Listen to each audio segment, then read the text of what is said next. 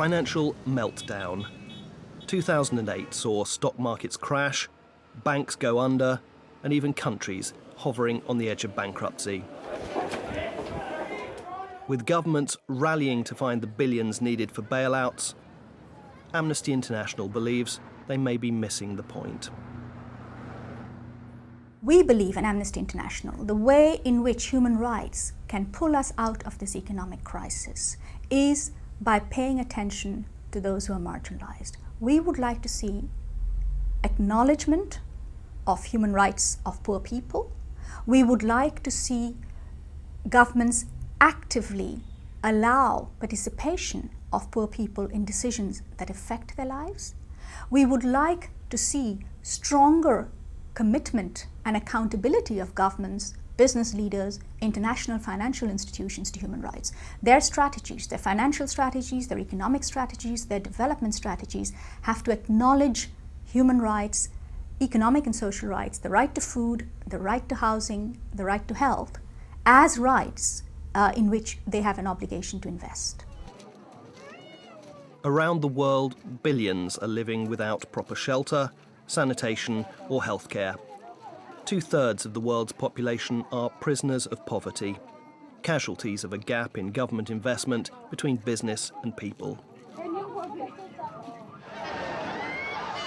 2008 saw demonstrations against food shortages, protests that were brutally suppressed, turning economic recession into political repression.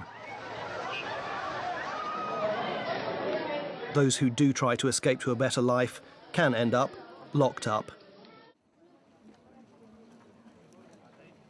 And some don't survive the journey at all. Governments are putting so much into trying to resolve the economic crisis that little is done to tackle long-running conflicts. From Gaza, where more than 1,400 people, including 300 children, were killed in the recent Israeli attacks. To Afghanistan, where nearly 1/3 of a million people are displaced. To Sudan, where the crisis in Darfur shows no sign of resolution. To the Democratic Republic of Congo, where millions have died as the result of war and where there's still a massive humanitarian crisis.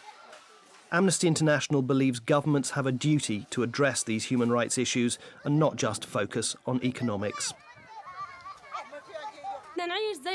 We want to live like any other girl in any country, any other woman or man.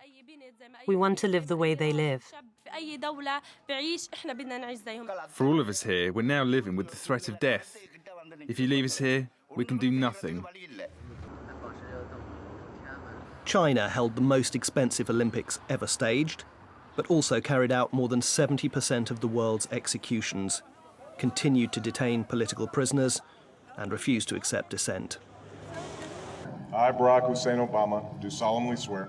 As the world's most powerful man was sworn in, Amnesty International celebrated his announcement that Guantanamo is to close. But the US has still to fully investigate suspected abuses that took place in the name of the war on terror. There we go. And prosecute those responsible. One prosecution already underway is that of the Congolese armed group leader Thomas Lubanga, the International Criminal Court's first war crimes trial, and a demonstration that the international community can act on human rights.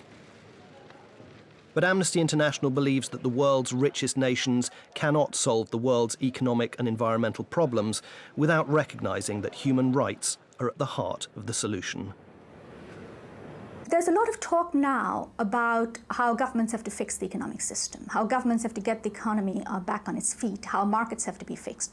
What we are saying as Amnesty International is that when you do that fixing, don't just go back to what things were before, because there were major human rights problems.